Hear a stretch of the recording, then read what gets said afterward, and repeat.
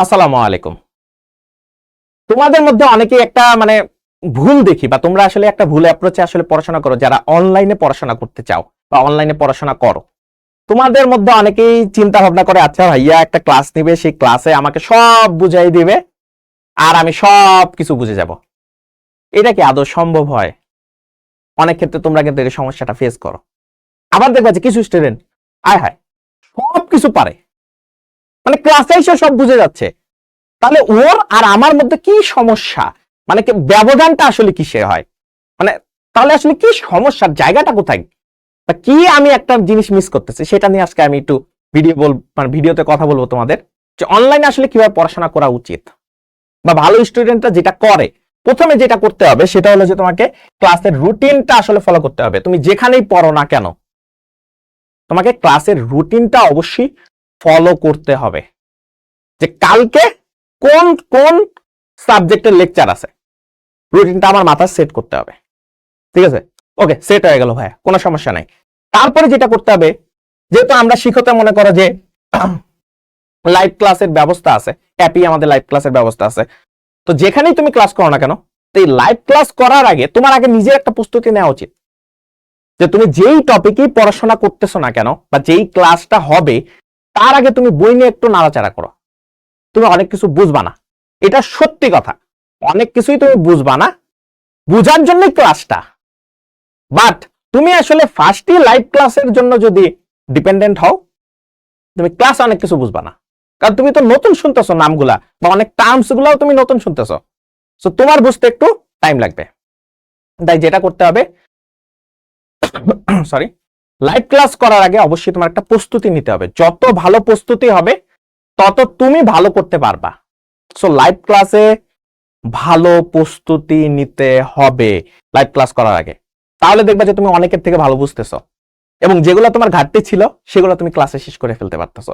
তো এই অ্যাপ্রোচে যদি যাও তাহলে দেখবা যে তুমি ক্লাসেই 90% বুঝে যাচ্ছ।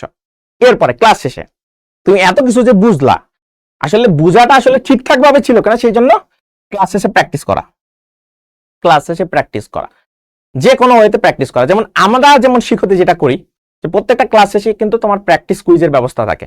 তোমার যে কোনো লেকচার শেষ হওয়ার সাথে সাথে প্র্যাকটিস কুইজ তুমি দিতে পারবা।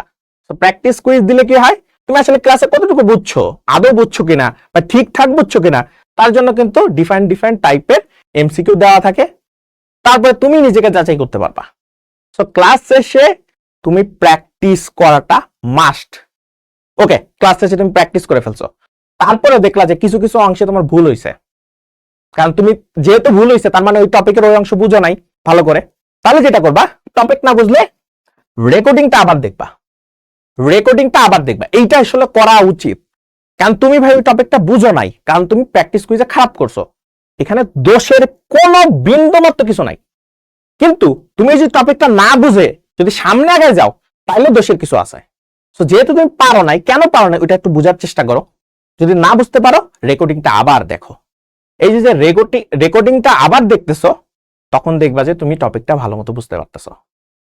এই অ্যাপ্রোচ পর্যন্ত, এই যে প্রথম 4টা অ্যাপ্রোচ যদি তুমি ভালো মতো করো, তুমি যে অনলাইনেও ভালো মতো যে পড়াশোনা করতে পারো সে জিনিসটা তখন তুমি ফিল করতে পারবা। এরপরে এই 4টা হয়ে যাওয়ার পরে ভাই, যেটা আমি আসলে সবাইকে রিকোয়েস্ট করি যে ভাই ওকে তুমি সকল টেকনিক শিখে গেছো, ভাইয়ারা অনেক সহজ সহজ মেথড শিখাই দিছে, সবকিছু শিখে গেছো, তো মেইন বইটা কি পড়বা না একেবারেই? কারণ মেইন বইতে অনেক এক্সপ্লেনেশন ভালো মতো দেওয়া আছে, তো ভাইয়ারা তো তোমাকে সব ভিজুয়ালাইজ করে সবকিছু শিখাই দিছে। তো মেইন বইটা এখন পড়ো, দেখবা যে অনেক ইজি লাগতেছে। তবে মেইন বইটা অবশ্যই অবশ্যই পড়বা, এইটা অনেকে মিস করে ফেলে। ঠিক আছে, এইটা অনেকে ছাইড়া দেয় যে না সব শিখে ফেলছে আমি এখন বস। ওকে ভাই, তুমি বস ভালো কথা, তারপরেও মেইন বইটা অবশ্যই পড়তে হবে, এটা মাস্ট। ঠিক আছে, এটা মাস্ট। এখানে মনে করো যে এইটা মাস্ট, এটা মাস্ট, এটা তোমার মাস্ট ভাই। মেইন বইটা অবশ্যই শেষে পড়তে হবে। তুমি যদি ভালো মতো পড়তে পারো, ভালো মতো পড়াশোনা করো, তাহলে দেখবা ভাই জোস হবে। তাই আমরা এতক্ষণে যা যা বললাম এগুলা যদি তুমি ফলো করো তাহলে অনলাইনেও তুমি বেস্ট আউটপুট নিয়ে আসতে পারবা এবং বেস্ট রেজাল্ট করতে পারবা।